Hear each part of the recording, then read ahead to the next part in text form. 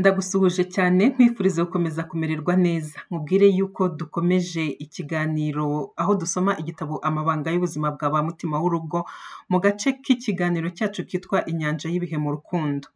Duherukana Kankindi ashwishuriza mwarimu wamwigishaga ko adashobora kwemera kumubera umugore.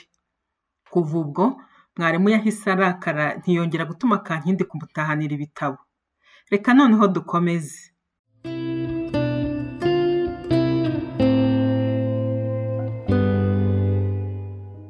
Uwo munsi ni wo wabaye uwa nyuma mwarimu ahereza ibitabo Kankindi ngo abimutahanire, kandi ntibigeze bongera guhurira mu nzira ngo amusuhuze ukundi.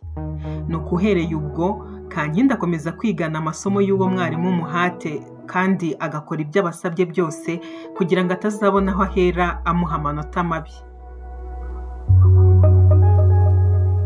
Uwo munsi bari banyuze mu isoko bahaha ibirungo bitandukanye byo guteka isombe, kuko Kankindi yashakaga ko Uwera amwigisha uko we ayiteka. Isombe ya Uwera yaramuryoheraga cyane, niba atari bya bindi bisanzwe abana bakunda ibiryo byo mu gasozi. Nuko bamaze kubitunganya byose bateretseho bakomeza kwiganirira. Umugabo wa Kankindi ntiyari ahari, yari amaze iminsi mu butumwa bw'akazi. Kankindi kandi yari yahaye umukozi we uruhushya rwo kujya iwabo.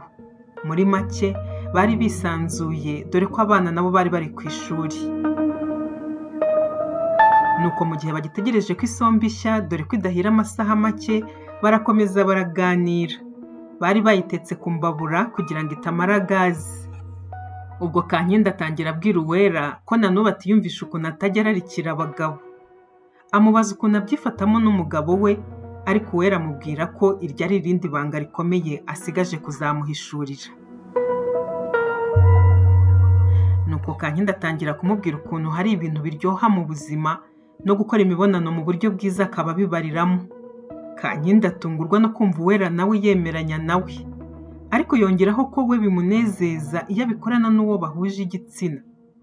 Ibyo Kankindi ntiyabyumvaga habe na mba, ntiyashakaga no kubyumva bimugwa mu matwi, kuko yumvaga ari ibintu bitabaho. Kuri Kankindi ntiyumvaga ukuntu umushuti we yatandukiriye akaba ashimishwa n'ibizira ku Mana, bimwe mu byaha bikomeye abemera Bibiliya bavuga ko byarimbuje Sodoma na Gomora.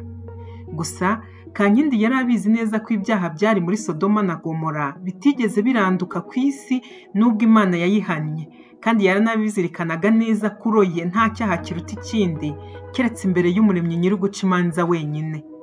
Yatekerezaga ko aramutse aciriye urubanza Uwera ku kuba ari umutinganyi yaba yishyize mu mwanya w'umucamanza mukuru, kandi ibyo ntiyabirotaga. Ikindi kandi yemeraga neza ko Imana yanga icyaha ariko itanga abanyabyaha. Gukomeza kuba inshuti ya Uwera, kumutega amatwi no kugirana inama, yatekerezaga ko biri mu byashobora kurokora mucuti we biramutse ari ibishoboka. Nuko Kankindi aba ari gukomeza kubara inkuru mu gihe bakicaye bateka isombe. Kankindi atangira kubwira Uwera inkuru z'igihe yumviye bwa mbere ko gukora imibonano bishobora kuba ari ibintu biryoha koko, nk'uko abantu benshi usanga basa n'abarwanira kubikora kugeza babikoze batararushinga, kandi amategeko y'Imana yewe n'indangagaciro za sosiyete baba batuyemo usanga ziba zitabyemera gutyo. Icyo gihe Kankindi yigaga muri kaminuza, akaba yari afite umukobwa w'inshuti ye bakundanaga cyane birenze witwaga Claire, kandi basengeraga mu itorero rimwe. Claire yari afite umuhungu w'inshuti ye witwaga Kalisa, ndetse ubucuti bwabo bwari bugeze kure cyane nubwo bamwe batabyumvaga, dore ko Claire yarushaga Kalisa imyaka 10 yose. Kalisa nawe nubwo ubucuti bwe na Claire yabufataga nk'ibintu bikomeye cyane, ntibyamubuzaga ko rimwe na rimwe yasaga n'aho atereta Kankindi.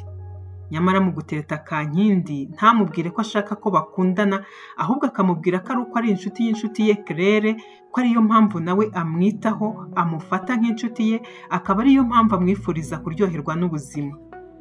Ibyo byatumye Kankindi abizirikana neza ko icyo yari gukorana na Kalisa icyo ari cyo cyose byari kuba nko gukina, kuko nta handi byaganaga. Kalisa yari afite Claire.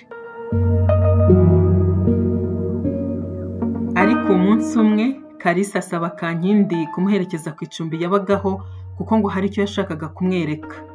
nuko baragenda baturukana kuri kaminuza baganira bajya ku icumbi rya Kalisa wabaga wenyine.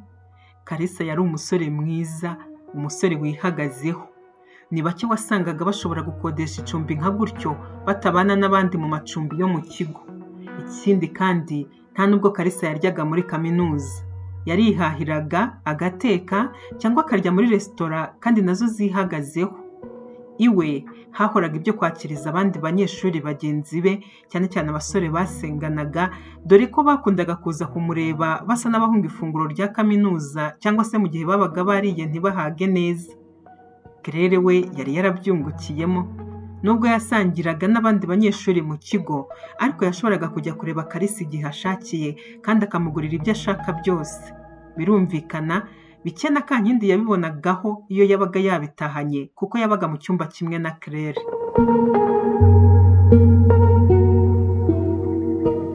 Kankindi yari afite imitima myinshi, atumva neza ibyo arimo kujya gukora ku icumbi ry'umusore uba wenyine ndetse akaba n'inshuti y'inshuti ye magara, ariko ku rundi ruhande akiyumvisha ko ibyo ari byo byatuma ahubwo amwizera ndetse akanamusura. Maze baragenda bagera ku icumbi. Kalisa aramwakira ari nako baganira.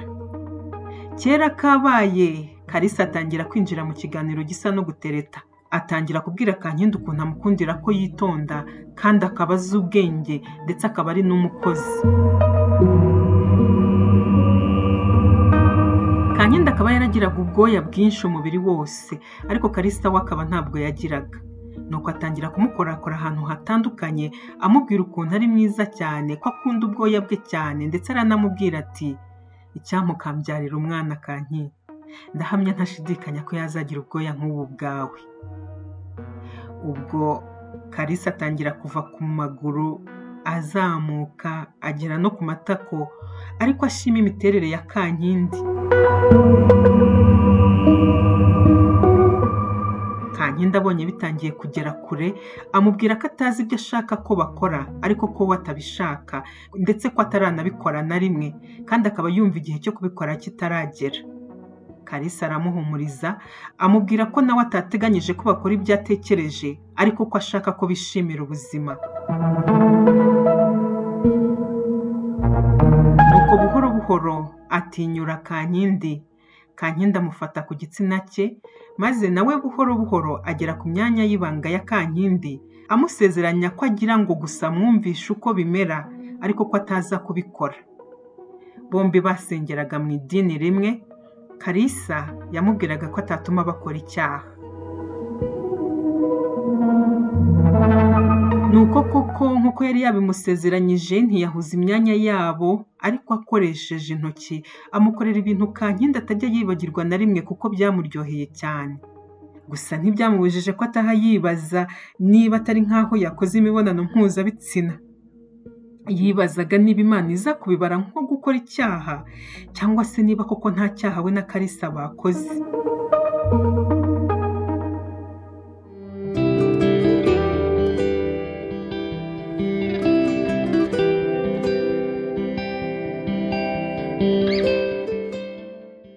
Reka nkubwire ngo biracyaza. Ikiganiro Inyanja y'ibihe mu rukundo tugisoreza ahangaha, aho tugisoma igitabo Amabanga y'ubuzima bwa mutimawurugo kitararangira.